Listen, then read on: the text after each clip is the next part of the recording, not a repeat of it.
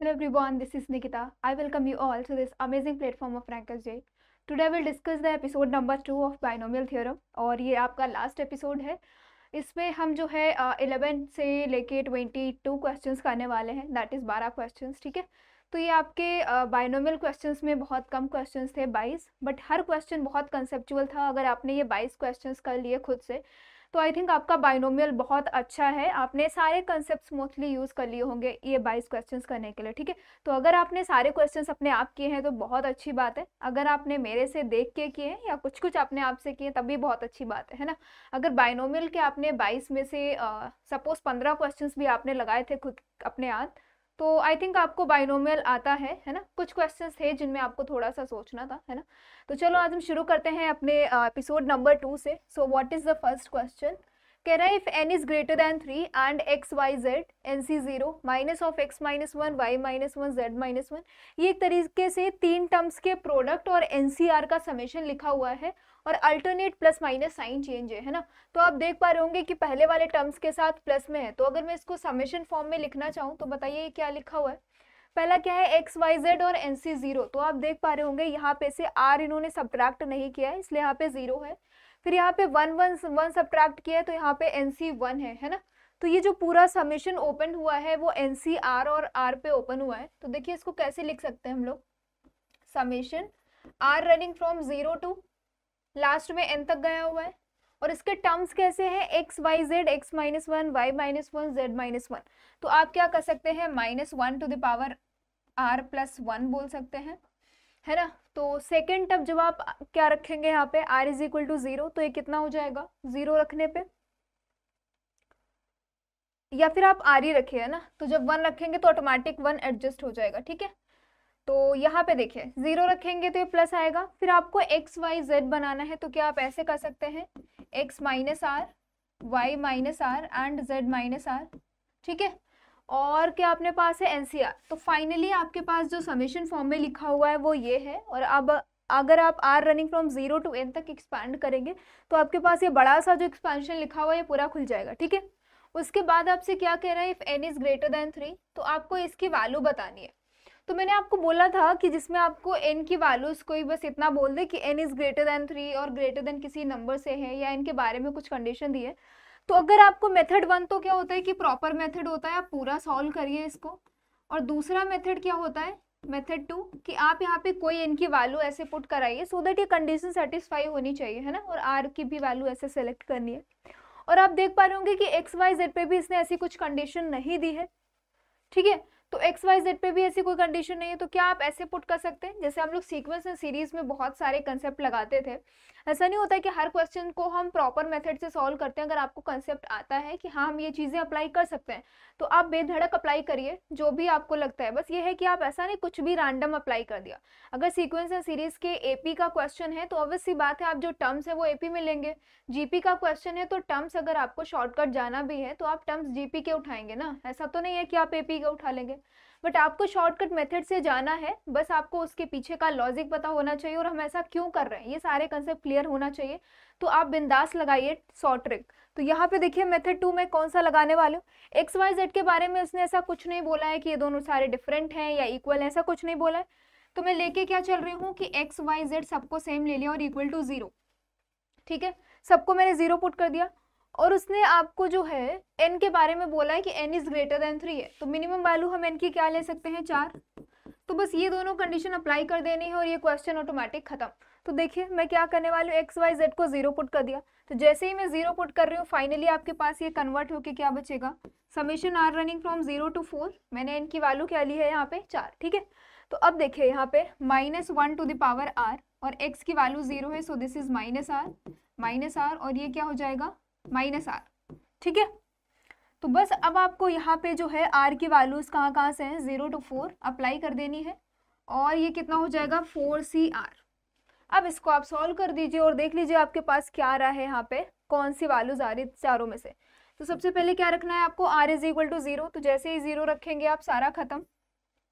r is equal to 1 रखने पे ये माइनस आएगा और ये 3 बार माइनस ऑलरेडी है तो टोटल प्लस हो जाएगा, सो प्लस 4C1 है ना। इस बार मैंने अगर मैं r इज इक्वल टू 2 रखूंगी तो सारा ही पॉजिटिव आएगा और 2 3 ज़ा 8 हो जाएगा, सो 8 टाइम्स 4c2। फिर जब मैं 3 रख रही हूँ तो यहाँ पे कितना आ जाएगा, प्लस आ जाएगा फिर से भी 3 रखने पे, तो कितना हो जाएगा 27 ना, 27 4c3। और फिर जब मैं 4 रखूँगी तो कितना हो जाएगा 64 टाइम्स 4c4। अब इसको सिंप्लीफाई करना था बस। देखिए यहाँ पे क्या है, जहाँ पे इवन होगा तो ऑब्वियसली बात है ये तो पॉजिटिव आ जाएगा, ये तीनों नंबर्स मिलके जो है नेगेटिव आपको देंगे, तो जहाँ पे इवन है वहाँ पे आपको नेगेटिव पुट करना पड़ेगा, ठीक है। तो मतलब 2 और 4 के साथ में नेगेटिव साइन आएगा, बस अब इसको आपको सिंप्लीफाई करना था आगे। तो देखिए 4c1 की वैल्यू कितनी हो जाएगी 4 है ना, माइनस ऑफ 8 टाइम्स 4c2 की value that is 4 factorial 2 factorial and 2 factorial, और इधर कितना बचेगा यहाँ पे प्लस 27 4c3 की value that is 4 factorial 3 factorial और 1 फैक्टोरियल। लास्ट में कितना है माइनस ऑफ 64 और 4c4 की वैल्यू सबको पता है कितनी आती है 1। तो बस इसको सिंप्लीफाई कर देना है, तो कितना जाएगा देखिए 4 माइनस 8। अब यहाँ पे आप देख पा रहे हैं 4 और 4 कैंसिल हो जाएगा, तो कितना बचेगा 6, और यहाँ पे प्लस 27 और यहाँ पे 3 फैक्टोरियल दैट इज 4, और ये कितना हो जाएगा माइनस ऑफ 64।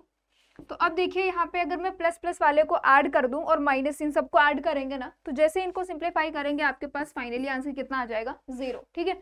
तो मैंने क्या किया था इसमें जो है एक्स वाई जेड को 0 पुट किया था, n इज इक्वल टू 4, सबकी वैल्यूज डाल के मैंने सिंप्लीफाई कर दिया, सो आपके पास फाइनली आंसर कितना आ रहा है 0, ठीक है।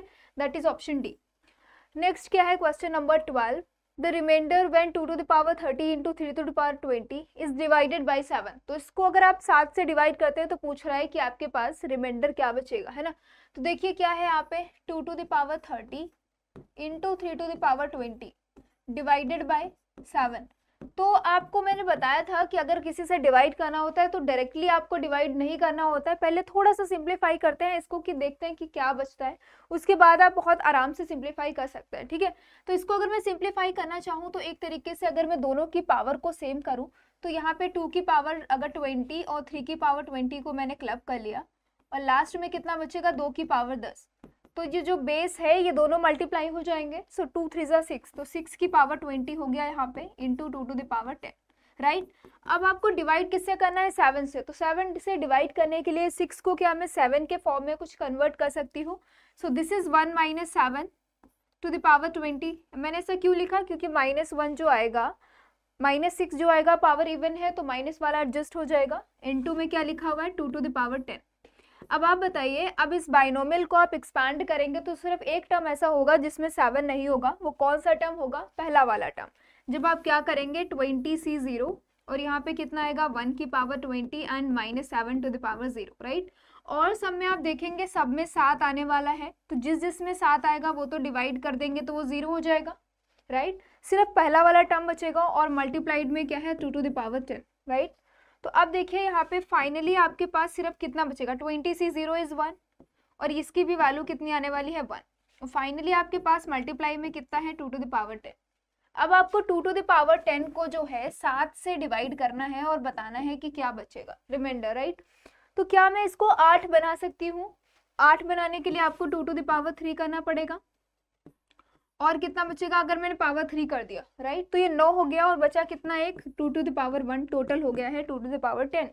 अब अगर आपको 8 को 7 से डिवाइड करना पड़े तो ऑब्वियस सी बात है रिमाइंडर कितना बचता है 1। अगर मॉड 7 आप इसको कॉन्ग्रुएंस मॉडुलो n पढ़ा होगा तो मॉड 7 लिख सकते हैं, मतलब इस वाले नंबर्स को हम 7 से डिवाइड कर रहे हैं, तो जैसे ही आप 7 से डिवाइड करेंगे 8 को तो ऑब्वियस सी बात है रिमाइंडर कितना बचता है 1, और 1 की पावर आप कुछ भी करो वो 1 ही आएगा इनटू में 2, तो फाइनली आपके पास रिमाइंडर कितना बच रहा है 2, है ना।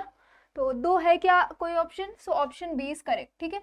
तो इसको करने का तरीका क्या था, मैंने सारे नंबर्स को पहले क्लब किया है क्योंकि पावर्स आपके पास सिमिलर थी दोनों में 20-20, तो मैंने इनको ज्वाइन किया है, उसके बाद सिंप्लीफाई कर दिया है, फाइनली आपके पास आंसर है 3। बाइनोमियल से ना जाके आपके पास एक और ऑप्शन होता है, डायरेक्ट आप कॉन्ग्रुएंस मॉड्यूलो n लगाते हैं तो वहां से भी आता है आपका आंसर, वैसे ये भी ठीक रहता है थोड़ा लगाना।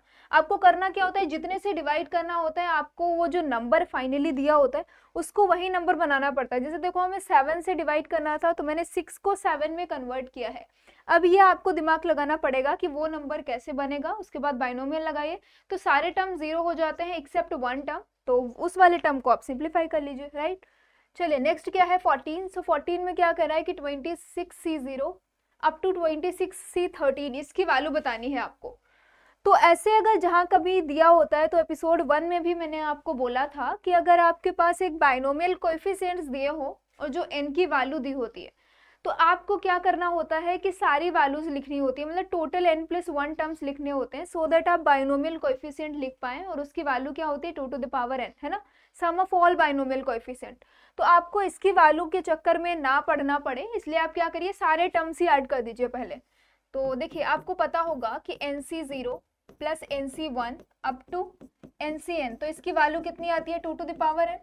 तो यहाँ पे n की वैल्यू मैक्सिमम कितनी 26 है, तो आपको 26 मतलब ऐसे लिखना पड़ेगा 26 + 1 दैट इज 27 टर्म्स लिखने पड़ेंगे। तो आपको सिर्फ कितने टर्म अभी दिए हैं 14 टर्म्स, तो मैं सारे लिखने वाली हूँ। सो 26C0, 26C1, 26C2 और फाइनली कहाँ तक जाएंगे हम 26C25 और 26C26। और इसकी वैल्यू बताइए कितनी होगी 2 to the power 26, क्योंकि ये क्या है सम ऑफ बाइनोमियल कोएफिशिएंट्स, तो सम ऑफ ऑल बाइनोमियल कोएफिशिएंट।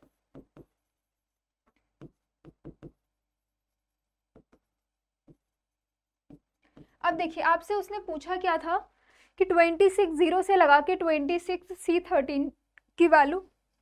और एक चीज और आप जानते हैं कि NCR is equal to NCN-R होता है, ये पता है सबको। तो ये भी एक बहुत इम्पॉर्टेंट जो है एक तरीके से प्रॉपर्टी आप बोल सकते हैं कि हर जगह पे ये फिट हो जाती है। तो देखिए आपको NCR is equal to NCN-R होता है, तो क्या आप ऐसे लिख सकते हैं कि 26 0, यहाँ से आप बोल पाएंगे कि 26 0 will be same as 26C26, क्योंकि n-r यहाँ पे 0 है, तो n-0 इज 26, यहाँ से ये बोल पाएंगे। सिमिलरली आप क्या बोल सकते हैं 26C1 will be same as 26C25। तो ऐसे ही सारे दो टर्म्स के पेयर बन जाएंगे। टोटल कितनी टर्म्स है आपके पास 27, तो एक टर्म्स आपको और एक ऐड करनी पड़ेगी, तभी आपके पास 28 टर्म्स होंगे, तभी आप 14 पेयर्स बना पाएंगे, राइट। तो देखिए यहाँ से 26 0 से 26 0 को 26 के साथ कर लो, फिर 26 1 को 25 के साथ, आखिरी में आपके पास 26C13 बचेगा, वो सिंगल टर्म होगा। तो उसको पेयर में करने के लिए मैं क्या करूंगी कि 26 13 इधर भी ऐड कर दूंगी और राइट हैंड साइड में भी ऐड करने वाली हूँ, ठीक है। तो देखिए मुझे पेयर बनाना था, तो मैं 26 0 प्लस 26 26 प्लस 26C1 26C25 और लास्ट वाला टर्म कितना बचेगा आपके पास 26C13। अब 13 के साथ तो कोई पेयर बचेगा नहीं, तो मैं एक बार इसको ही ऐड कर दे रही हूँ 26 13। तो अगर मैंने इसको एक्स्ट्रा ऐड किया है तो इधर सब्ट्रैक्ट भी करना पड़ेगा, so this will B 2 to the power 26 minus 26C13 plus add करना पड़ेगा, ठीक है। अब देखिए ये सारे टर्म्स जो सेम है, तो सेम है, तो मैं इसको ऐसे लिख सकती हूँ क्या 2 टाइम्स 26 0 प्लस 26 1 प्लस 26 2 और कहाँ तक जाएंगे हम 26C13, और ये इक्वल किसके है 2 to the power 26 plus 26C13। I think आपको इतना समझ आया है। मैंने सारे टर्म्स को ऐड कर दिया है क्योंकि ये दो बार लिखे हुए थे। अब आपसे वैल्यू इसने पूछी थी 26 0 से 26 13 तक, मतलब इस वाले टर्म की वैल्यू, राइट। तो अब आप बोल पाएंगे यहाँ से 26 0 plus 26C1 plus 26C13 is equal to half times 2 to the power 26 plus 26C13। इतना आ चुका है आपके पास आंसर। इसको थोड़ा सा और अंदर लेके जाइए, तो क्या लिखा हुआ है 2 to the power 25, 2 से डिवाइड हो जाएगा ये, plus 1/2 times 26C13। So this is your final answer, right. तो क्या आ रहा है 2 to the power 25 plus half 26C13, 25 आ रहा है 2 की पावर में, तो ये वाला ऑप्शन, और वो भी प्लस में आ रहा है, so option B is correct, है ना। तो इसमें क्या किया था मैंने, ये सारे ही मोस्टली जहाँ पे आपको बाइनोमियल कोएफिशिएंट लिखे होते हैं, एक ही मेथड होता है इनको करने का, सारे आप बाइनोमियल कोएफिशिएंट लिखिए, उनका सम लिख दीजिए, उसके बाद आप ये वाली प्रॉपर्टी लगाइए, और प्रॉपर्टी लगाने के बाद खत्म हो जाता है, आपका आंसर आ ही जाता है कैसे ना कैसे भी, ठीक है। तो यही दो यूज करने थे आपको। चलिए नेक्स्ट क्या है 15। तो क्या कह रहा है इसमें, if AR is the binomial coefficient of x to the power r in the expansion of 1 + x + x² की power n, okay, where n belongs to natural number, then the value of a1 plus 4a4 plus 7a7। तो मैंने आपको बताया था इनके करने का कोई प्रॉपर मेथड नहीं होता है कि आपको बता दिया गया है ये कर लेना वो कर लेना आ जाएगा, क्योंकि वो कुछ भी यहाँ पे कोएफिशिएंट बना देगा। तो इनको करने के लिए आपको खुद ही सोचना पड़ता है कि अच्छा ऐसा क्या करें, या तो डिफरेंशिएट करना पड़ता है, या तो इंटीग्रेशन करना पड़ता है, या तो किसी टर्म से मल्टीप्लाई कर देनी होती है आपको। तो यही 2-3 जो है मेथड होते हैं करने के। तो यहाँ पे देख पा रहे होंगे कि a1 है, फिर a4 है, a7 है, a10 है, आगे पता भी नहीं कहाँ तक जा रहा है, राइट। तो देखिए सबसे पहले हम क्या करने वाले हैं कि इसको ही एक्सपांड कर लेते हैं। तो हमारे पास ये लिखा क्या हुआ है 1 प्लस एक्स स्क्वायर की पावर कितना है n। तो आप बताइए अगर मुझे इसको एक्सपांड करना हो तो हम क्या लिखेंगे इसको। तो पहले यही आएगा सी नॉट प्लस c1x, कुछ इसी तरीके से आएगा। और वेयर सी नॉट क्या डिनोट करता है एन सी नॉट, है ना, N C not, N C one, N C two. और ये लास्टली कहाँ तक जाएगा एक्स स्क्वायर की power n, that is X to the power 2n। तो यहाँ पे लास्ट में क्या बचेगा c2n X to the power 2n। I think इतना सभी को समझ आया है, अभी कुछ भी यहाँ पे नहीं हुआ है, बस मैंने एक्सपेंशन खोला है। उसके बाद आप देखिए आपके पास है a1 है, 4a4 है, 7a7 है, ठीक है। तो देखिए अगर मैं इस वाले को एक बार डिफरेंशिएट कर रही हूँ सबको, ऐसा क्यों कर रही हूँ अभी आपको पता चल जाएगा। सो ऑन डिफरेंशिएटिंग दिस, तो इसको जब आप डिफरेंशिएट करेंगे तो बताइए क्या हो जाएगा 2n, मतलब n times 1 plus x square की पावर कितना हो जाएगा n माइनस 1, और अंदर वाले का डिफरेंशिएशन कितना आएगा 2x प्लस 1। इधर देख रहे होंगे क्योंकि यहाँ पे जो है सी नॉट का कोई भी रोल नहीं है। अच्छा यहाँ पे ए आर डिनोट किया तो मैं सी को रिप्लेस करके ए से कर देती हूँ, सो दैट आपको कोई प्रॉब्लम ना हो, है ना। इन्होंने कोएफिशिएंट को ए आर से डिनोट किया है। तो this is a not, a1 और ये a2 हो जाएगा, और ये वाला a2 है, ठीक है इतना। अब देखो यहाँ पे a नॉट नहीं है, a1 से शुरू है, इसलिए मैंने डिफरेंशिएट किया था सो दैट a नॉट आपका पहले ही गायब हो जाए। तो यहाँ पे तो 0 हो जाएगा, ये बचेगा a1 plus 2a2 plus 3a3, और लास्ट वाला टर्म क्या बचेगा देखिए 2n और a2n X to the power 2n minus 1, ठीक है इतना समझ आया। अब आपको क्या करना है, देखिए यहाँ पे अगर मैं क्या करूं, x वाला टर्म कहाँ गया सब, 2a2x आएगा यहाँ पे, और यहाँ पे 3a3 एक्स स्क्वायर प्लस कुछ इस तरीके का, और ये है ना। अब देखिए आप क्या करिए, यहाँ से x is equal to 1 replace कर दीजिए। तो जैसे ही आप x is equal to 1 replace करेंगे at x is equal to 1, ये वाला किस में कन्वर्ट हो जाएगा देखिए n times 1 plus 1 plus 1 to the power n minus 1, और 2 plus 1 is 3 equal to a1 plus 2a2 plus 3a3, और लास्ट में कितना बचेगा 2n और a2n, ठीक है। So this is equation 1। अब क्या करिए, आपके पास x इज इक्वल टू आपने 1 पुट कर दिया है,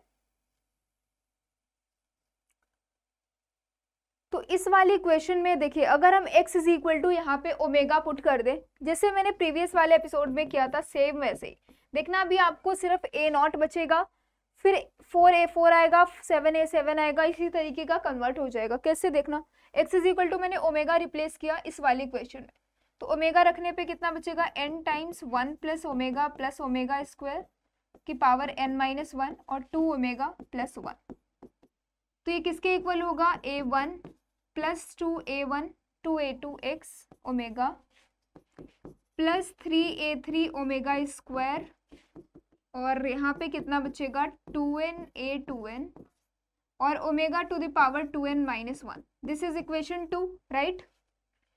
सिमिलरली आप क्या करिए, यहाँ पे x is equal to omega square replace कर दीजिए। तो जैसे ओमेगा स्क्वायर रिप्लेस करेंगे तो ये हो जाएगा 1 plus omega square plus omega to the power 4, और यहाँ पे n minus 1 2 omega square plus 1 is equal to a1 plus 2a2 omega square plus 3a3, और कितना आ जाएगा omega to the power 4, and the last term will be 2n a2n omega square की power 2n minus 1। This is equation 3। तो अब आपके पास ये तीनों इक्वेशंस आ चुकी हैं और आप देख पा रहे होंगे जैसे ही मैं तीनों इक्वेशंस को ऐड करूंगी, ये बताइए क्या लिखा हुआ है। आपको पता है कि omega is the cube root of unity, है ना। So omega is cube root of unity. तो क्यूब रूट ऑफ यूनिटी की प्रॉपर्टीज क्या होती है, पहला तो omega cube is equal to 1 and second is 1 plus omega square equal to 0। यहाँ से आपको सब कुछ मिल जाएगा। तो देखिए मैंने यहाँ पे लिखा हुआ है 1 प्लस ओमेगा स्क्वायर, तो ये वाला टर्म तो 0 हो चुका है ना। सिमिलरली यहाँ पे लिखा हुआ है 1 plus omega square plus omega cube, तो ओमेगा क्यूब की ओमेगा टू द पावर 4 की वैल्यू कितनी आती है, omega. So this is 1 plus omega square, तो अगेन ये वाला टर्म 0 हो जाएगा। अब आपको क्या करना है, सबको ऐड कर दीजिए। So adding equation 1, 2 and 3। तो जैसे ही आप तीनों को ऐड करेंगे तो इधर तो सब कुछ 0 है और यहाँ पे देख पा रहे होंगे n टाइम्स ये क्या लिखा हुआ है 3n into 3 to the power n minus 1, 3 to the power n minus 1 is equal to. अब आपको तीनों इक्वेशंस को ऐड करना है, तो मैंने लेफ्ट हैंड साइड पे सिर्फ एक टर्म बची है। राइट हैंड साइड पे आपको सिर्फ जो कोएफिशिएंट्स मैच कर रहे हैं, जैसे यहाँ पे a1 है तो आपको a1 को ऐड करना है, तो बताइए कितना आ जाएगा 3 टाइम्स a1। सेकेंडली कितना बचेगा, देखो यहाँ पे आपको 2a2 कॉमन मिल रहा होगा, देख पा रहे होंगे आप 2a2 और 1 प्लस ओमेगा स्क्वायर, है ना। सो 2a2 1 प्लस ओमेगा स्क्वायर, और थर्ड टर्म क्या बच रही है 3 ओमेगा 3 आप कॉमन लेंगे। सो 3 ओमेगा 3, तो लास्ट में क्या बचेगा आपके पास 3a3 कॉमन लेंगे। So 1 plus omega square plus omega cube.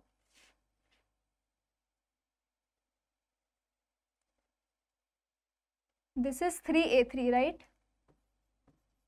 So 1 plus omega square plus omega to the power 4, है ना। और ऐसे ही 3a3 कॉमन लिया तो 1 plus omega square plus omega to the power 4, और लास्ट में ऐसे ही चलता जाएगा, ठीक है। तो अगर मैं ऐसे ना लिखूं तो देखिए यहाँ पे कितना आ रहा है 3n 3 to the power n minus 1 which is equal to. अब आप देखिए 1 प्लस ओमेगा स्क्वायर ये तो 0 हो जाएगा, यहाँ पे 1 plus omega square plus omega to the power 4, तो 3a3 जो है इसके नेक्स्ट वाला ये वाला टर्म भी 0 हो जाएगा। इसका जब अगले वाला टर्म लिखेंगे आप तो यहाँ पे तो ऐसे बनेगा 4 टाइम्स a4, और जो यहाँ पे कुछ वैल्यूज आएंगी ना उसका आंसर 3 आएगा। या फिर किस तरीके का बनेगा देखिए आप 1 प्लस ओमेगा क्यूब और प्लस कितना बचेगा ओमेगा स्क्वायर का स्क्वायर किया था, तो यहाँ पे ओमेगा स्क्वायर का जब आप क्यूब करेंगे तो कितना हो जाएगा 6। अब बताइए 1 प्लस ओमेगा क्यूब इज 1 और ओमेगा 6 की वैल्यू भी कितनी होती है 1, तो कितना आ गया 3 आपके पास। तो जो a4 वाला कोएफिशिएंट है वो कितना आ रहा है 12 12a4, that is 3a1 plus 12a4, और ऐसे ही चलता जाएगा, है ना। तो अब आप देख पा रहे होंगे जो इधर राइट हैंड साइड वाली टर्म्स लिखी है वो सारी 3 के प्रोडक्ट में है। तो जैसे ही आपने 3 कॉमन लिया तो यहाँ से 3 और 3 खत्म हो जाएगा, तो फाइनली बचेगा n into 3 to the power n minus 1 is equal to a1 plus 4a4, और ऐसे ही आपका आंसर आ जाएगा। तो फाइनली आपके पास a1 plus 4a4 plus 7a7 इन सब की वैल्यू क्या आई है n into 3 to the power n minus 1, n into 3 to the power n minus 1, right.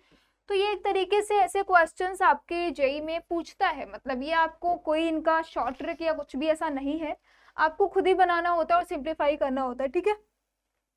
तो एक बार आप इनके कंसेप्ट देख लीजिए कि करना कैसे होता है। जैसे एक बार आपको आ गया तो आई थिंक कोई भी क्वेश्चन आएगा आप हैंडल कर लेंगे।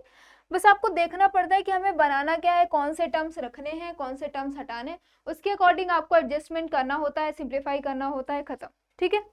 चलिए नेक्स्ट क्या है 16। तो लेट n के represents the combination of n things taken k at a time, then the value of the sum 99c 99 लिखा हुआ है, 98c 96 है, और इन सब की वैल्यू आपसे पूछ रहा है ना। तो अगर मैं इसको थोड़ा उल्टा करके लिख दूं, मतलब जो है सबसे छोटा से शुरू करके सबसे बड़ा, तो इसको हम ऐसे लिख सकते हैं क्या, this is same as 20 plus 31 plus कितना हो जाएगा 32, और ऐसे ही चलता जाएगा, लास्टली कितना आएगा 97 95, ओके, प्लस 98 96 प्लस 99 97। सो 3 1 है यहाँ पे, तो यहाँ पे 4 2 होगा ना इस बार। This is 4 2। ठीक है, ये समझ आया क्या आपको? अब अगर मैं इसको एनसीआर के फॉर्म में लिखूं तो ये लिखा हुआ है एक तरीके से 2C0 plus 3C1 plus 4C2 और ये आ जाएगा 5C3 और ऐसे चलता जाएगा प्लस 97C95 प्लस 98C96 और last one is 99C97, right? तो ये सारे टर्म्स हैं। अब आपको एक ऐसी प्रॉपर्टी पता है क्या कि आप NCR प्लस NCR माइनस 1 को n+1 CR लिख सकते हैं, सबको पता है। बट आप देख पा रहे होंगे कि पहला वाला टर्म ही मैच नहीं कर रहा है। तो क्या आपको पता है कि NC0 की वैल्यू हमेशा 1 आती है? NC0 की वैल्यू हमेशा 1 आती है, इनकी वैल्यू कुछ भी हो। तो क्या मैं 2C0 को 3C0 लिख सकती हूँ? बहुत आराम से लिख सकती हूँ। और यही यहाँ पे मेन पॉइंट था एक, कि आप 2C0 को 3C0 में रिप्लेस कर सकते हैं विदाउट एनी टेंशन, राइट? सो मैं क्या करने वाली हूँ कि 2C0 को 3C0 से रिप्लेस कर रही हूँ यहाँ पे। ठीक है, तो अब देखिए जैसे ही मैंने 3C0 लिखा, क्या अब आप इसके आगे प्रोसीड कर सकते हैं? NCR plus NCR minus 1 is equal to n+1 CR। तो अब आप क्या करिए, इन दोनों को क्लब करिए। So NCR plus NCR minus 1 is equal to n+1 CR। फिर नेक्स्ट क्या बचेगा आपके पास? 4C2 प्लस 5C3 और फाइनली आपके पास आ रहा है 98C96 प्लस 99C97। ठीक है, अब आपको क्या करना है, इस बार इन दोनों को क्लब करना है। तो बताइए कितना हो जाएगा? NCR plus NCR minus 1 is n+1 CR, that is 5C2। तो इस बार 5C2 प्लस 5C3 को आप क्लब करेंगे और फाइनली आपके पास क्या बच रहा है? 99C97 इधर है। तो इस बार बताइए कितना आ जाएगा? ये 6C3 और इधर से कितना मिलेगा? 6C4। तो अब आप देख पा रहे होंगे जो लास्ट वाला टर्म आएगा उसका ऊपर वाला टर्म एक ज्यादा हो जाएगा और नीचे वाला सेम रहेगा, क्योंकि यही सबसे बड़ी वैल्यू होगी, राइट? तो अब बताइए फाइनली जैसे आप करते जाएंगे तो लास्टली सारे टर्म्स ऐड होते जा रहे हैं अपने प्रीवियस वाले टर्म पे। तो 99 प्लस 1 नीचे C97। सो फाइनली आपके पास आ जाएगा 100C97। आई थिंक आप समझ गए हैं, इतना कर लेंगे आप। ठीक है, मैंने आपको प्रोसीजर बता दिया है क्या करना है, दो टर्म्स को ऐड करते जाने। फाइनली आप 99 प्लस 1 C97 पे पहुंचेंगे, राइट? और यूज़ क्या किया है मैंने? एक तो ये चीज़ यूज़ किया है और मैंने 2C0 को 3C0 से रिप्लेस किया था। ठीक है, so your answer is 100C97। Option D is correct. चलिए नेक्स्ट क्या है? 17 the last digit of 9 factorial plus 3 to the power 9966। Okay, तो इसकी वैल्यू बतानी है। तो 9 फैक्टोरियल की वैल्यू, सो 9 फैक्टोरियल की वैल्यू क्या आती है? 362880। तो अब आपको पूछ रहा था कि इसकी लास्ट डिजिट बताइए। सो 9 फैक्टोरियल की वैल्यू आती है 362880। तो आपको इसकी नीड थी लास्ट वाले डिजिट की। तो अगर आपको इस वाले डिजिट की लास्ट डिजिट पता चल जाए इस नंबर की, तो आप फाइनली बहुत इजीली बता पाएंगे कि इस पूरे नंबर की लास्ट डिजिट क्या होगी। तो इसके बारे में आपको पता चल गया है, इसके बारे में निकालना है। सो 3 टू द पावर 9966।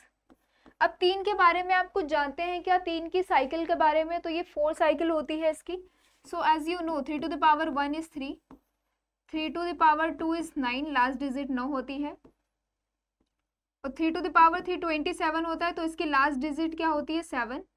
मैं सबकी लास्ट डिजिट लिख रही हूँ, राइट?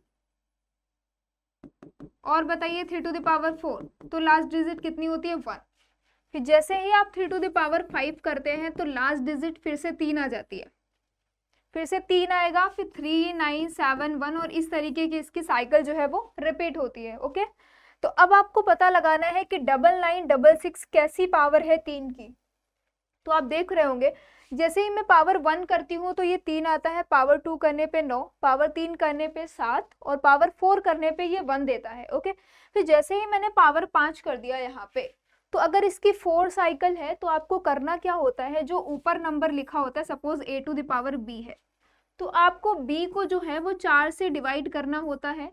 4 से डिवाइड करने के बाद जितना रिमाइंडर बचता है उसके अकॉर्डिंग आप पता लगाते हैं कि इसकी लास्ट डिजिट क्या आएगी। तो अब देखिए, जैसे मैंने 4 से डिवाइड किया तो यहाँ पे 1 ही आएगा रिमाइंडर, तो 3।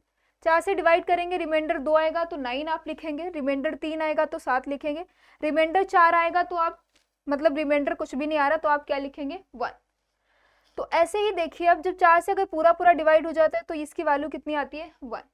अब मैं क्या करने वाली हूँ कि 9966 को अगर मैं 4 से डिवाइड करती हूँ ना तो रिमाइंडर अपने पास कितना बचता है 2। तो जैसे ही रिमाइंडर 2 बचेगा तो आप बताइए इसकी लास्ट डिजिट कितनी आने वाली है 9। तो इस वाले की लास्ट डिजिट जो है ये आप खुद करके देखिए रिमाइंडर कितना आ रहा है, तो लास्ट डिजिट आएगी इसकी 9। तो अब अगर आप दोनों को ऐड करिए तो यहाँ पे कितना आएगा 362880 और यहाँ पे लो लास्ट डिजिट 9 आएगी, आगे कुछ भी आ जाए तो फाइनली लास्ट डिजिट क्या हो जाएगी 9। सो your answer is 9, option D. तो इनको करने के तरीके यही होते हैं कि आप इनकी साइकिल चेक कर लीजिए। सो दिस इज 4 साइकिल, 3 की साइकिल कितनी होती है 4। ओके चलिए नेक्स्ट क्या है 18, x be the 7th term from the beginning and y be the 7th term from the end in the expansion of this। और एक आपको कंडीशन है if y is equal to 12x then the value of n is, आपसे n की value पूछ रहे हैं right. तो क्या आपको बाइनोमियल जैसे हम लोग सीक्वेंस एंड सीरीज में पढ़ते थे तो लास्ट टर्म कैसे निकलता था, अगर स्टार्टिंग से अगर 5th टर्म निकालना है तो हम क्या करते थे 5th टर्म निकालने के लिए तो बहुत इजीली होता था n की जगह 5 रख दो। बट अगर हम लास्ट से 5th टर्म निकालते थे तो आपको सपोज rth टर्म निकालना था लास्ट से, तो हम क्या करते थे कि n प्लस आर माइनस 1 करना होता था, n प्लस 1 माइनस आर है ना। बट बाइनोमियल एक्सपेंशन में n प्लस 1 ना करके हम n प्लस 2 क्यों करते हैं, क्योंकि जब आप बाइनोमियल का एक्सपेंशन करते हैं तो वहां पे अगर पावर n होती है तो टोटल टर्म्स कितने आने होते हैं n प्लस 1। तो वहां पे एक एक्स्ट्रा टर्म आ जाने की वजह से हम यहाँ पे n प्लस 2 कर देते हैं और माइनस का r तो रहता ही है जैसे सीक्वेंस एंड सीरीज में होता था। तो ये सब कुछ सेम है यहाँ पे, बस सिर्फ एक टर्म एक्स्ट्रा होने की वजह से n प्लस 2 माइनस आर हो गया है, दैट्स इट राइट। चलिए तो यहाँ पे आपको क्या करना है कि x कह रहा है t7 की वैल्यू कितनी है x फ्रॉम स्टार्टिंग, ये स्टार्टिंग से ही है, और अगर मैं t-7 की बात करूं तो ये y है फ्रॉम लास्ट, और you can say 7th term from last. तो बस अब आपको इन दोनों की वैल्यू निकालनी थी और x मतलब y is equal to 12x कर देना है, n की वैल्यू आ जाएगी। तो मैं क्या कर रही हूँ, सिंप्लीफाई आप खुद करेंगे, मैं आपको टर्म्स की वैल्यूज निकाल के बता देती हूँ। तो आप t7 को ऐसे लिखेंगे t6 प्लस 1, तो t6 प्लस 1 इस वाले टर्म में बताइए क्या हो जाएगा nc6 फर्स्ट वाला term that is 3 to the power 1/3 की पावर कितना हो जाएगा n minus 6 into 1/4 to the power 1/3 की पावर 6, ठीक है। सिमिलरली अगर मैं t डैश ऑफ 7 निकालूं तो बताइए कितना आ जाएगा, 7th टर्म फ्रॉम एंड है तो इसको हम सेम लिखेंगे t times n plus 2 minus r, तो कितना हो जाएगा n प्लस 2 माइनस आर, तो r कितना है 7, so this is nothing but tn minus 5, और tn माइनस 5 को अगर r प्लस 1 के फॉर्म में लिखना है तो आप इसको लिखेंगे tn माइनस 6 प्लस 1। इतना समझ आ रहा है क्या, क्योंकि आपको r प्लस 1 के फॉर्म में ही फॉर्मूले पता होते हैं मोस्टली, तो इसको मैंने इस तरीके का बना दिया। अब इसके आगे आपको r की वैल्यू कितनी पता चल गई है, आप यहाँ पे n माइनस 6 रखेंगे है ना, तो r की वैल्यू यहाँ पे इस बार क्या है n माइनस 6। तो अब बताइए आपको y की वैल्यू क्या पता है, 3 टू द पावर कितना हो जाएगा n c r, तो n की वैल्यू तो n है, c r is n minus 6 और a to the power that is 3 to the power 1/3, तो इसकी पावर कितना हो जाएगा n माइनस n प्लस 1 6, और सेकेंड टर्म कितना है 1/4 टू द पावर 1/3 और इसकी पावर r लिखेंगे दैट इज n माइनस 6। अब आपका काम क्या है जो आपको गिवन है, so this is x and this is y। अब आपको यूज क्या करनी है कंडीशन कि x is y is equal to 12x, तो इसको अगर मैं थोड़ा सा और सिंप्लीफाई कर दूं तो ये लिखा हुआ है n माइनस 6 और ये कितना हो जाएगा 3 टू द पावर, अब देखिए यहाँ पे 3 है और यहाँ पे n और n तो कैंसिल हो जाएगा, तो 3 की पावर 2 हो जाएगा दैट इज 9, तो सो दिस इज फाइनली 9, और यहाँ पे कितना आ जाएगा 1/4 टू द पावर, अब n माइनस 6 डिवाइड बाई 3 और इक्वल टू y, तो अब आपको y पता है, x को थोड़ा सा और सिंप्लीफाई करिए, आप दोनों की जगह वैल्यू रिप्लेस कर दीजिए। Finally use x is equal to y is equal to 12x, और हमने पीछे आपको बता दिया है गिवन x एंड y जो भी है, मैंने आपको फाइनली x और y की वैल्यूज बता दी है। आपको यूज करनी है condition y is equal to 12x। जैसे आप सिंप्लीफाई करेंगे, सिर्फ आपके पास वेरिएबल के रूप में जो है n होगा, उसको आप सिंप्लीफाई करेंगे तो आपके पास finally n will be 9। Okay, तो ये खुद सिंप्लीफाई करिए और कमेंट में जरूर बताइए आपने खुद सिंप्लीफाई किया था कि नहीं, और किया है अगर तो 9 आंसर आ रहा है या फिर नहीं। ओके, चलिए नेक्स्ट क्या है, A19। द एक्सप्रेशन 10c0 का स्क्वायर माइनस ऑफ 10c1 का स्क्वायर प्लस 10c2 का स्क्वायर, कुछ इस तरीके का लिखा हुआ है। तो आपसे पूछ रहा है कि इसकी वैल्यू क्या आएगी, है ना, और टोटल n की वैल्यू क्या है आपके पास, n is equal to 10 which is even. तो अब आपको इस वाले एक्सप्रेशन की वैल्यू बतानी है। तो देखिए स्क्वायर्स के फॉर्म में टर्म लिखी हुई है, तो अगर आपको किसी एक तरीके से किसी के कोएफिशिएंट्स ही तो लिखे होंगे ना। सपोज अगर ये आपके पास NCR है तो NC0 है मतलब ये कांस्टेंट टर्म होगा, NC1 है मतलब ये x की पावर 1 का कोएफिशिएंट होगा। ऐसे ही आपके पास 10c10 का स्क्वायर लिखा हुआ है, तो मतलब ये किसी भी एक एक्सपेंशन किया गया है, फिर उसको दूसरा एक्सपेंशन लिखा गया, फिर प्रोडक्ट किए गए, तभी ये कोएफिशिएंट का स्क्वायर आया हुआ है। ठीक है, तो आप समझ पा रहे हैं क्या कि ये किसका एक्सपेंशन लिखा हुआ है, NC0, NC1, NC2 ऐसे। तो x इज इक्वल टू उन्होंने जब 1 किया होगा तभी आपको मिला होगा। तो अगर आपको 1 plus x to the power n का एक्सपेंशन आता है और x minus 1 to the power n का एक्सपेंशन आता है, तो आगे आपका काम हो जाएगा। देखिए 1 प्लस एक्स की पावर n का एक्सपेंशन बताइए, तो क्या होता है NC0। अब 1 की पावर n होता है और x to the power 0, that is constant term. फिर उसके बाद NC1 x to the power 1, NC2 x to the power 2, और फाइनली आपके पास कितना बचेगा, NCn x to the power n। So this is equation 1। ठीक है, अब बताइए एक बार x माइनस 1 की पावर n का एक्सपेंशन। सो x माइनस 1 की पावर n का अगर आपको एक्सपेंशन निकालना है तो क्या लिखेंगे हम, NC0 और x की पावर, पहले वाले की पावर तो n ही आती है ना, और -1 लिखा हुआ है।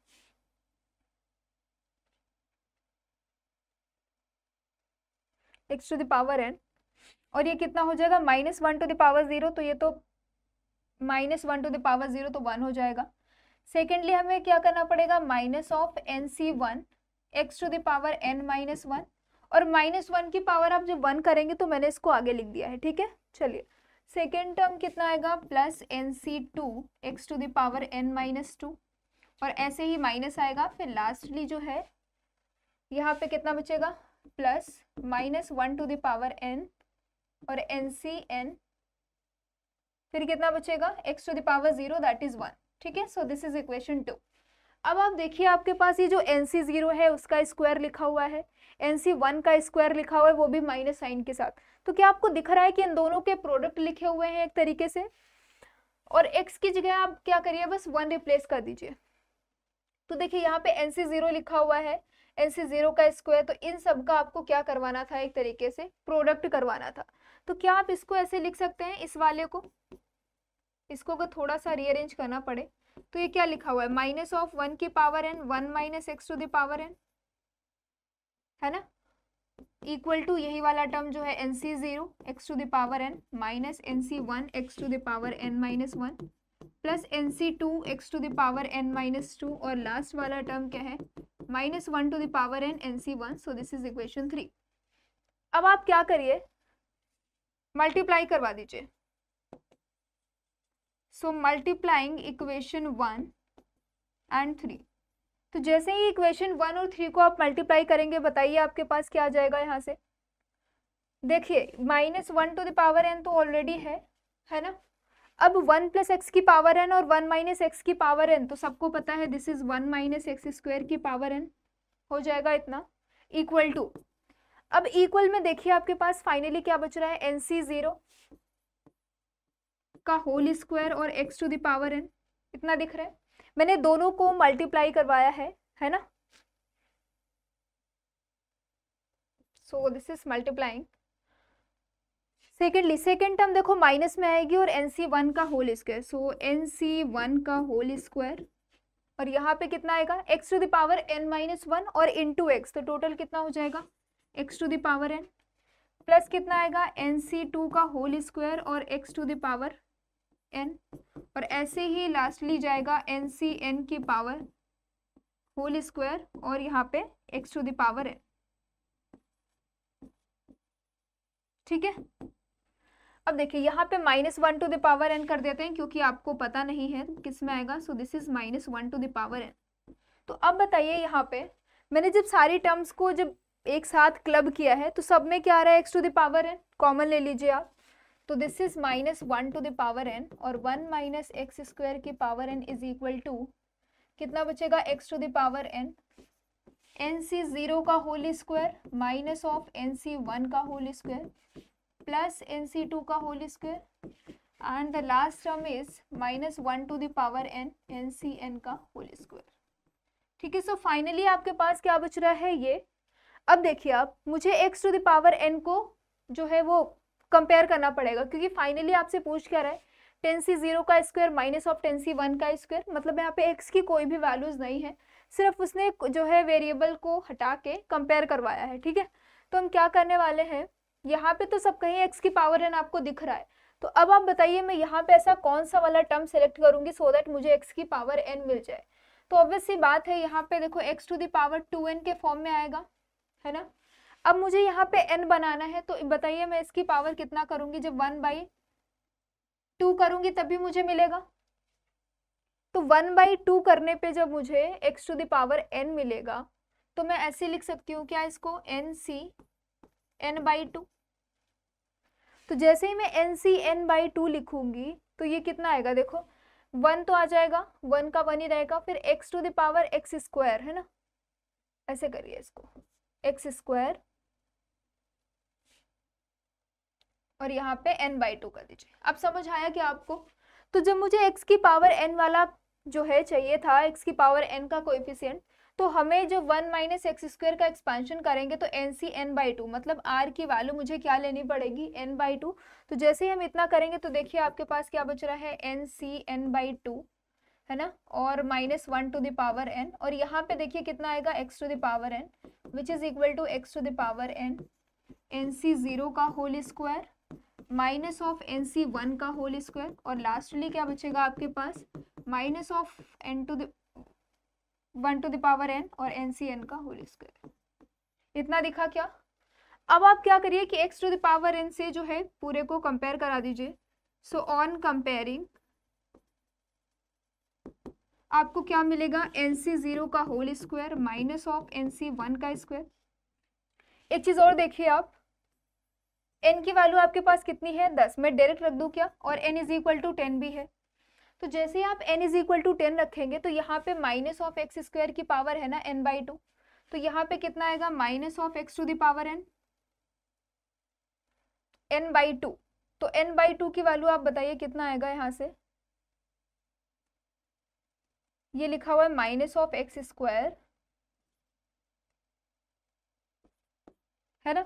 अब n/2 क्योंकि आपको पता है n इज इक्वल टू 10 है, तो n/2 की वैल्यू कितनी आ जाएगी 5, तो माइनस ऑफ एक्स स्क्वायर की पावर कितनी आ जाएगी 5। अब इधर कितना बच रहा है देखिए, अब इसको अगर सिंप्लीफाई करें तो ये कितना लिखा हुआ है 10c5। अब यहाँ पे -1 टू द पावर 10 करेंगे तो ये तो पॉजिटिव हो जाएगा, और यहाँ पे आप देख पा रहे होंगे कि नेगेटिव में आ जाएगा क्योंकि -1 टू द पावर 5 है। सो माइनस ऑफ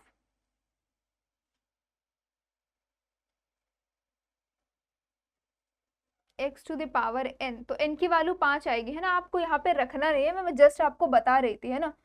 तो यहाँ पे जब आप n करेंगे, वैसे तो ये आपके पास n ही है, बस मैंने आपको समझाने के लिए यहाँ पे क्या किया है n। तो क्योंकि जब आप एक्स स्क्वायर की पावर n/2 करेंगे तो 5 आएगा, और यहाँ पे ऑड पावर होगी तो माइनस का साइन आ जाएगा। इनफैक्ट यहाँ पे x to the power n ही है वो, ठीक है। तो कितना आ जाएगा फाइनली, ये जो आपके पास है, सो दिस इज 10c0 का whole square minus of 10c1 का होल स्क्वायर प्लस, अब -1 टू द पावर 10 है तो ये तो प्लस में आ जाएगा, सो 10c10 का स्क्वायर। तो फाइनली इसकी वैल्यू क्या आ गई है आपके पास माइनस ऑफ 10c5। तो ये बहुत मस्त क्वेश्चन था, मतलब अच्छा क्वेश्चन था, सोचने वाला। अच्छा क्वेश्चन था ये। इसकी वैल्यू आपसे पूछी तो मैंने क्या किया, सबसे पहले 1 plus x to the power n का एक्सपेंशन लिखा, फिर x minus 1 to the power n का एक्सपेंशन लिखा। तो टर्म्स जो है कोएफिशिएंट तो सेम रहे, बट x की पावर n जो है वो पहले इंक्रीजिंग ऑर्डर में थी और इस वाले में डिक्रीजिंग ऑर्डर में हो गई है। फिर मैंने सबको मल्टीप्लाई करवा दिया है। मल्टीप्लाई करवाने के बाद इसको थोड़ा सा मैंने अलग करके लिखा सो दैट आपको जो है x to the power n का कोएफिशिएंट मिल जाए सब में से। फिर मैंने कंपेयर करा दिया, फाइनली आपका आंसर आ चुका है। So this is minus of 10c5। Okay, चलिए क्वेश्चन नंबर 20 क्या कह रहा है, the ratio of the coefficient of 2x to the power 15 to the term independent of x in the expansion of x square plus 2 to the power x to the power 15। तो ये तो बहुत आसान सा क्वेश्चन है, आपसे पूछ रहा है कि टर्म इंडिपेंडेंट ऑफ x, तो आपको एक्सपेंशन करना होता है जनरल टर्म लेके, फिर जो x की पावर आती है उसको आप 0 कर देते हैं, वहां से आपको r की वैल्यू मिल जाएगी, r की वैल्यू आप रख दीजिए, आपको कोएफिशिएंट मिल जाएगा, खत्म। ठीक है, तो देखिए जनरल टर्म कैसे लिखेंगे, टी आर प्लस 1 क्या होता है एन सी आर, और पहले वाले टर्म अगर हो तो x to the power r n minus are into y to the power r, यही करना होता है जब आपको x plus y to the power n निकालना होता है ना, इसका जनरल टर्म तो ये होता है। यहाँ पे क्या है आपके पास X square plus 2 by X की पावर कितना है 15। देखिए जो independent of term, independent of x जो होगा टर्म, तो पहले अगर मैं जनरल टर्म निकालूं तो क्या हो जाएगा, T R plus 1 is equal to N C R, तो कितना हो जाएगा ये N C R X to the power R, that is X square की power N minus are into 2 by X की पावर आर, ये हो जाएगा। फाइनली ये लिखा हुआ है एन सी आर, एन की वैल्यू कितनी है 15, तो मैं जस्ट 15 रख दे रही हूँ यहाँ पे। सो दिस इज 15 है ना, 15 C R, this is 15 minus R और this will be 15 C R, तो ये कितना हो जाएगा x की पावर 30 माइनस 2r, और ये कितना हो जाएगा minus of r into 2 to the power r।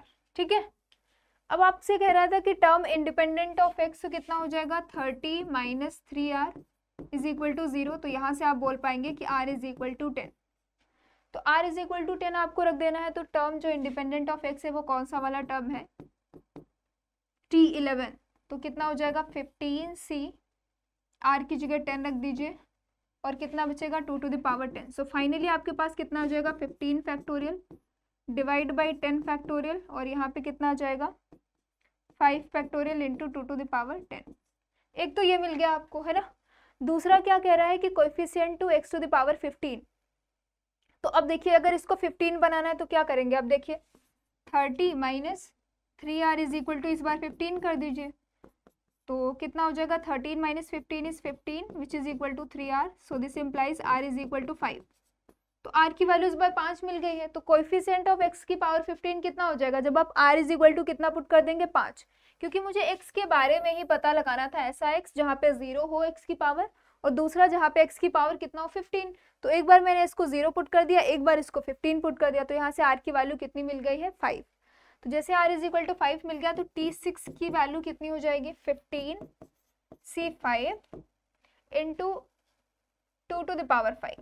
ठीक है, तो बस अब आपको कह रहा था इन दोनों का रेशियो बता दीजिए, मतलब आपसे T6 डिवाइड बाई T11 निकालना था, तो T6 की वैल्यू कितनी है 15c5 और 2 टू द पावर 5, और नीचे कितना आ रहा है इस वाले का, दैट इज 15c10 और 2 टू द पावर 10, तो ये दोनों तो सेम ही आते हैं, तो इनकी वैल्यू 1 हो जाएगा, और नीचे कितना बचेगा 1 by 2 to the power 5, that is 1 by 32, तो रेशियो कितना आ रहा है 1:32। ठीक है, तो फाइनली आपका आंसर आ चुका है, और ये भी आसान सा क्वेश्चन था, बस कुछ नहीं करना था, जो x की पावर में जो वैल्यूज आ रही थी अपने क्वेश्चंस के अकॉर्डिंग पुट कर देनी थी, एक बार 0 मैंने किया है, एक बार 15, और वहां से आपको r की वैल्यूज मिल गई हैं, सिंप्लीफाई कर दिया, तो आंसर कितना आ गया है 1:32।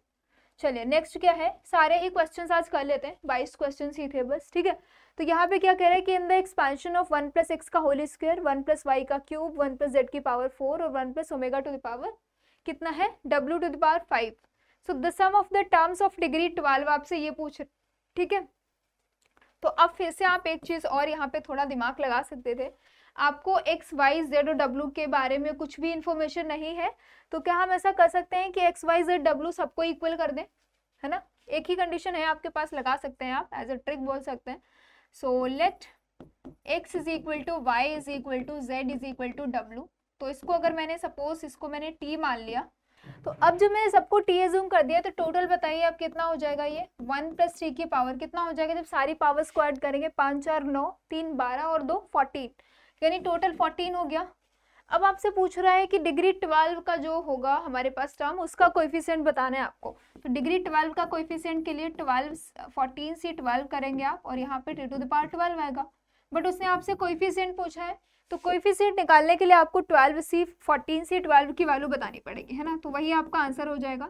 सो 14 फैक्टोरियल, 12 फैक्टोरियल एंड 2 फैक्टोरियल, तो कितना हो जाएगा 14 × 13 डिवाइड बाई 2, सो 2 7 और 13 7 is 91, so your final answer is 91। तो ये एक तरीके का आसान भी था और टफ भी था क्वेश्चन, मतलब आप कह सकते हैं कि इसमें थोड़ा सा दिमाग लगाना था। मैंने सारे टर्म्स को सेम कर दिया, जैसे ही सेम कर दिया तो एक कंबाइन आपके पास फॉर्म आ गई 1 + 10⁻14। अब t की पावर 12 का कोएफिशिएंट आपसे पूछ रहा था, तो 14 से 12 इज द आंसर, तो आपका फाइनली आंसर कितना आ गया है 91। ठीक है, चलिए नेक्स्ट क्या है 22 और ये आपका लास्ट क्वेश्चन है। तो देखिए इसमें क्या कह रहा है कि summation r running from 0 to n, ये कुछ लिखा हुआ है एनसीआर, इसकी वैल्यू अगर ये है तो अब आप बताइए कि ऐसी कौन सी n की वैल्यू है सो दैट ये वाला इक्वेशन जो है वो सेटिस्फाइड हो जाए। तो पहला चीज क्या करना होता है आपको, ये जो बड़ा बड़ा सा लिखा है इसको सिंप्लीफाई कर लीजिए। सिंप्लीफाई करने के बाद आप समेशन को ओपन करिए और एनसीआर से मल्टीप्लाई करवाइए, n की वैल्यू आप मिल जाएगी आपको। ठीक है, तो देखिए यहाँ से क्या करना है, आपको पता है कि summation r running from 0 to n। अब देखिए यहाँ पे कुछ आपको ऐसा कुछ फैक्टर आप कर सकते हैं सो दैट r+1 मिल जाए आपको और r+1 कैंसिल हो जाए। तो आप क्या करिए कि r³ और +1 को एक साथ क्लब करिए और क्या बचेगा 2r² + 3r + 1 और नीचे कितना आएगा r+1 का होल स्क्वायर। ठीक है, तो इसको सिंप्लीफाई करिए, सो summation r running from 0 to n। अब r³ + 1 है आपके पास, तो कितना हो जाएगा a + b और a² + r + 1। ठीक है, और यहाँ पे कितना आएगा देखिए प्लस, अब 2r² + 3r + 1 है, तो इसको जब आप करेंगे तो कितना आ जाएगा बताइए 2r² + 2r + r + 1, नीचे कितना है r + 1 का होल स्क्वायर। ठीक है, r² - r + 1 है ना। फिर इसके आगे आपको क्या करना है, दोनों में से आप देख पा रहे होंगे r+1 कॉमन आएगा, तो जैसे ही r+1 आप कॉमन लेंगे तो नीचे से कैंसिल हो जाएगा। So it is from r running from 0 to n, r+1 cancel हो जाएगा, सो r² - r + 1। और यहाँ पे देख रहे होंगे आप जैसे ही 2r कॉमन लेंगे तो यहाँ पे r+1 बचेगा, यहाँ पे भी r+1, सो फाइनली ये क्या बचेगा आपके पास 2r+1 है ना। तो नीचे कितना आएगा r+1, तो बस इसको आप सिंप्लीफाई कर लीजिए, तो यहाँ पे कितना बचेगा summation r running from 0 to n, इधर देखो r² - r + 1 और यहाँ पे +2r + 1, तो कितना बचेगा r² और +r + 2 है ना। सो r² + r और +2 बचेगा, नीचे कितना आ रहा है r+1 और प्रोडक्ट में आपके पास फाइनली कितना है एनसीआर। सो r² + r + 2 है ये, तो इसको आप ऐसे लिख सकते हैं क्या, यहाँ पे ऐसे देखिए आप, अब आपके पास इतना आ चुका है फाइनली। तो सिंप्लीफाई करने के बाद आपके पास r² - r + 1 था और यहाँ से 2r + 1 आ रहा था, नीचे r+1 है। अब अगर एक काम कर सकते हैं आप, इसको आप अलग अलग भी कर सकते हैं, जैसे आप r यहाँ से कॉमन लेंगे तो कितना बचेगा r+1 और यहाँ पे 2 लिखा हुआ है ना, तो यहाँ से आप इसको थोड़ा सा और सिंप्लीफाई कर लीजिए। तो देखो क्या लिखा है, ये summation r running from 0 to n, आप जैसे ही r कॉमन लेंगे तो r+1 डिवाइड बाई r+1 और सेकेंड टर्म क्या बचेगी 2 डिवाइड बाई r+1 और फाइनली यहाँ पे कितना है एनसीआर। अब देखिए जब आप इसकी वैल्यू ही इसको सिंप्लीफाई करिए आप राइट हैंड साइड को, तो यहाँ पे कितना है 16 + 8 + 4 - 2 डिवाइड बाई 3, तो जब आप इसको ऐड करेंगे तो कितना है यहाँ से 2 और 8 से 24 26 है ना, तो ये कितना आ जाएगा 26 डिवाइड बाई 3। अब आप देखिए जब आप यहाँ पे जो है इस वाले में n = 2 पुट करेंगे ना, तो जब आप n = 2 पुट करेंगे ना तभी इसकी वैल्यू आपके पास टोटल कितनी आने वाली है 26 डिवाइड बाई 3, राइट। ऐसे ही दिख रहा होगा नीचे r+2 है तो n = 2 रखेंगे तो 3 आ जाएगा, बट ऐसे भी नहीं चेक करना है, तो आप n = 2 रखेंगे तो r की वैल्यू कौन कौन सी आएंगी 0 1 एंड 2। ठीक है, तो दोनों साइड आपका मैच कर गया 26/3, तो n की वैल्यू आ गई यहाँ पे 2। ठीक है, चलिए, सो आज के ये 22 क्वेश्चंस खत्म हुए, आपका बाइनोमियल भी खत्म होता है यहीं से। तो आपको कितने क्वेश्चंस आते थे और कितने क्वेश्चंस आपने मेरे साथ किए हैं, आप ज़रूर बताइएगा। अगर आपने सारे ही क्वेश्चंस कर लिए थे तो आपका बाइनोमियल बहुत अच्छा है ना, मतलब प्रैक्टिस करते रहिए सो दैट आप एग्जाम तक मत भूलिए। सो बहुत अच्छे अच्छे क्वेश्चंस थे, आपको भी बहुत मज़ा आया करने में, है ना। सो ऐसे ही देखते रहिए, एंजॉय करते रहिए, पढ़ते रहिए। So thank you so much for watching, have a nice day, bye bye.